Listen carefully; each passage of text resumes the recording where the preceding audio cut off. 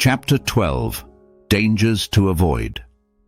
As you start making the most of your time and focusing on truly living, it's important to avoid a few pitfalls that could hold you back. The first danger is becoming a prig. This is someone who acts like they know everything and looks down on others who don't seem as enlightened. A prig is someone who gets so caught up in their own self-improvement that they lose their sense of humor and become insufferable to be around. It's easy to unintentionally become this way, but it's something to be aware of and avoid. Remember, you're managing your own time, not anyone else's. The world was doing fine before you started being mindful of how you spend your hours, and it will keep moving along even if you don't succeed in your time management goals.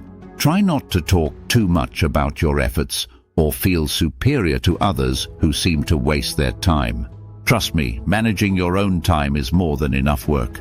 The next danger is becoming a slave to your schedule. Your routine is important, but it shouldn't control your life. I've known people who are so stuck to their schedules that they become miserable, and their family and friends feel it too. Don't be so rigid that you can't enjoy life. While your schedule should be respected, it's not something to worship or follow like a strict religion. Another risk is always being in a rush. If you're constantly thinking about what you have to do next, your life can start feeling like a prison. For example, you might walk your dog at 8 a.m., but spend the entire time stressing about needing to start reading at 8:45. Breaking your routine every now and then won't solve this problem if you've overloaded yourself to begin with.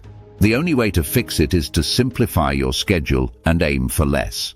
It's also easy to fall into the trap of constantly pushing yourself to learn and do more.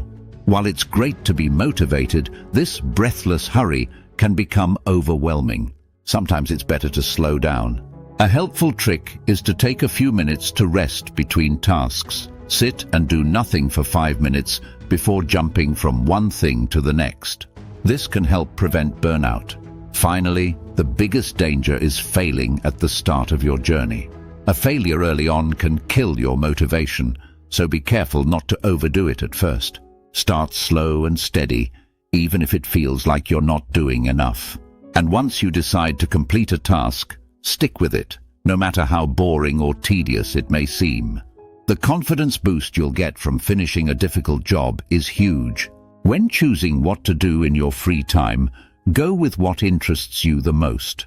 It's great to be knowledgeable about philosophy, but if you're more interested in something quirky like the history of street cries, then go for that. Do what excites you.